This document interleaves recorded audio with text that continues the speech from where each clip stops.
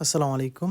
আজকের ভিডিওতে আমি আপনাদেরকে দেখাবো যে আসলে কিভাবে আমি ফ্ল্যাশ সিলগুলো তৈরি করি। তো ভিউয়ার্স আমরা একটা পেপার কিন্তু অলরেডি রেডি করে তারপরে এই বক্সের ভিতরে দিয়ে তারপরে মেশিনের ভিতরে ঢুকিয়ে দিলাম। ঢুকিয়ে দেওয়ার পরে এখানে আমার হচ্ছে ৩৬০ ডিগ্রি পর্যন্ত আমার হিট করতে হবে। দেখতে পাচ্ছেন এটা ফ্ল্যাশ মারলো। এই ফ্ল্যাশ মারার কারণেই কিন্তু আসলে মূলত সিলটা তৈরি হয়। তো এবার দেখতে পাবেন আমি এই সিলটা বের করে নিচ্ছি। দেখেন আমার রাবারের ভিতরে সিলটা কত সুন্দরভাবে উঠে গেছে। এবার হচ্ছে আমি এটাতে হচ্ছে কালি ভরবো।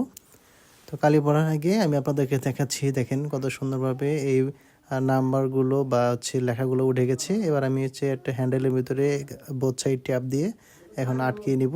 তো আটকিয়ে নেওয়ার পরে এবার হচ্ছে আমি এটার ভিতরে কালিগুলো ভরে দিব। তো কালি ভরার জন্য এটা কিন্তু আমার হচ্ছে অটো সিল, ফ্ল্যাশ সিল, এটাতে আসলে কোনো রকম এক্সট্রা সিল প্যাডের প্রয়োজন হয় না।